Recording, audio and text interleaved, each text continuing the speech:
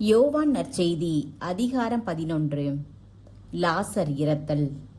பெத்தானியாவில் வாழ்ந்து வந்த லாசர் என்னும் ஒருவர் நோயுற்றிருந்தார்.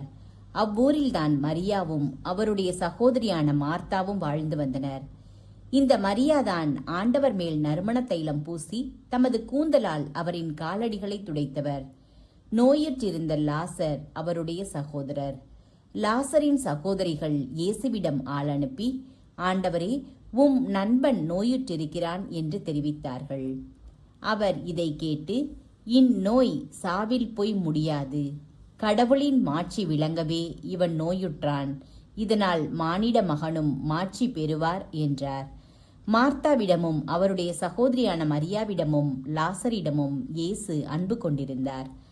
லாசர் நோயுற்றிருந்ததை கேள்விப்பட்ட பிறகு தாம் இருந்த இடத்தில் இன்னும் 2 நாள் அவர் தங்கியிருந்தார். பின்னர் தம் சீடரிடம், மீண்டும் யூதேயாவுக்கு போவோம் வாருங்கள் என்று கூறினார். அவருடைய சீடர்கள் அவரிடம், ரபி, இப்போதுதானே யூதர்கள் உம்மேல் கல்லெறிய முயன்றார்கள், மீண்டும் அங்கு போகிறீரா என்று கேட்டார்கள். இயேசு மறுமொழியாக, பகலுக்கு 12 மணி நேரம் உண்டு அல்லவா? பகலில் நடப்பவர் இடறி விழுவதில்லை, ஏனெனில் பகல் ஒளியில் பார்க்க முடிகிறது. ஆனால் இரவில் நடப்பவர் இடறி விழுவார், ஏனெனில் அப்போது ஒளி இல்லை என்றார்.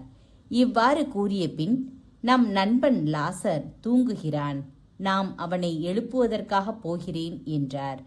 அவருடைய சீடர் அவரிடம், ஆண்டவரே, அவர் தூங்கினால் நலமடைவார் என்றனர். இயேசு அவருடைய சாவை குறிப்பிட்டே இவ்வாறு சொன்னார். வெறும் தூக்கத்தையே அவர் குறிப்பிட்டதாக அவர்கள் நினைத்தார்கள்.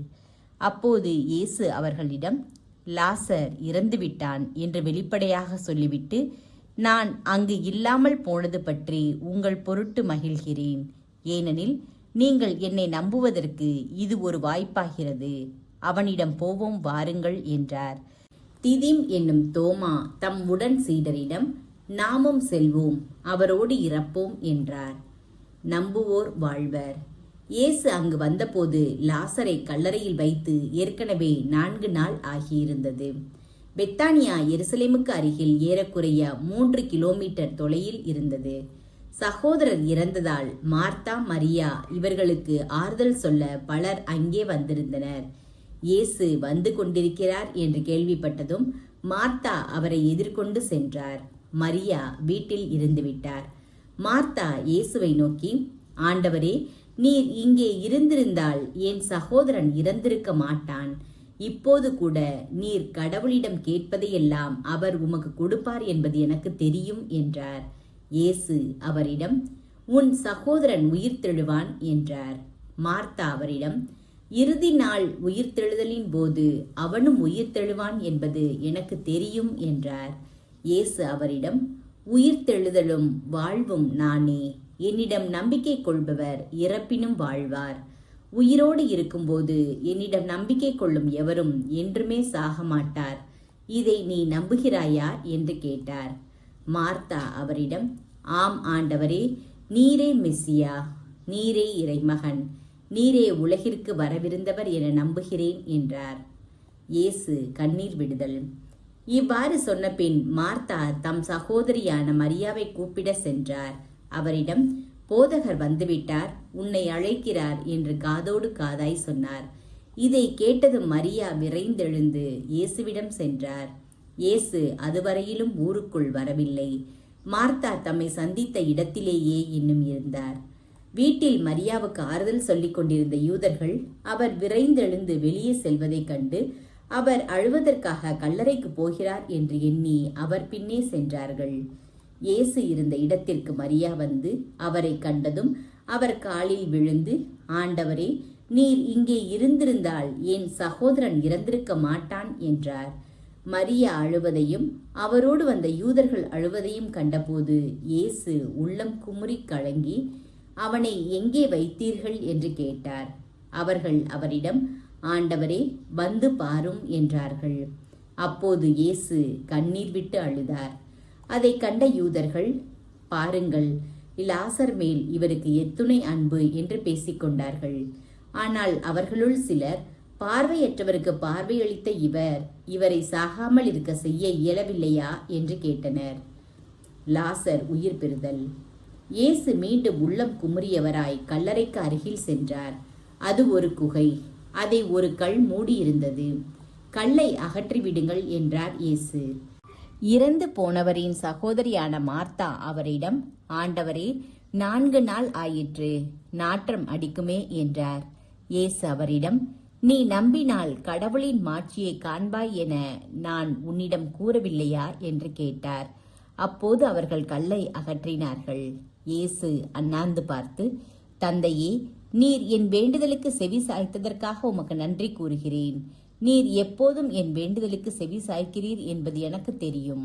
எனினும் நீரே என்னை அனுப்பினீர் என்று சூழ்ந்து நிற்கும் இக்கூட்டம் நம்பும் பொருட்டே இப்படி சொன்னேன் என்று கூறினார்.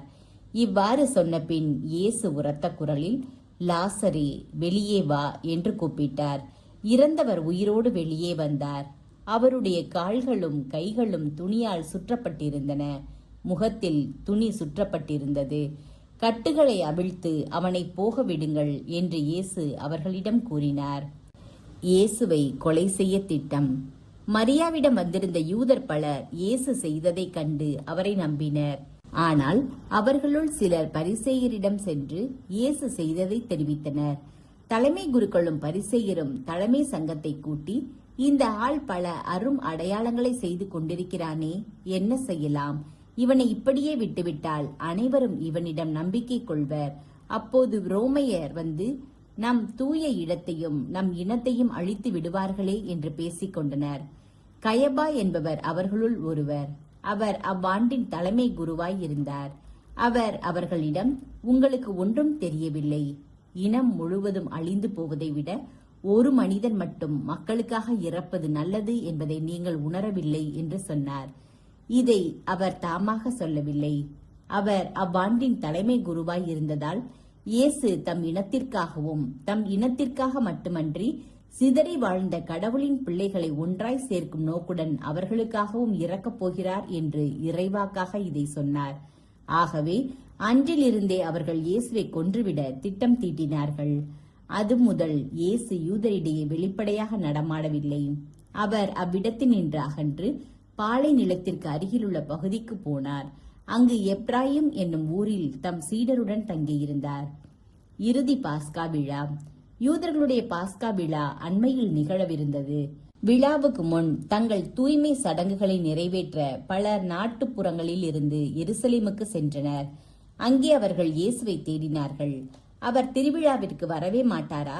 நீங்கள் என்ன நினைக்கிறீர்கள் என்று கோவிலில் நின்று கொண்டிருந்தவர்கள் தங்களிடையே பேசிக் கொண்டார்கள். ஏனெனில் தலைமை குருக்களும் பரிசேயர்களும் இயேசுவை பிடிக்க எண்ணி அவர் இருக்கும் இடம் யாருக்காவது தெரிந்தால் தங்களிடம் வந்து அறிவிக்க வேண்டும் என்று கட்டளையிட்டிருந்தார்கள்.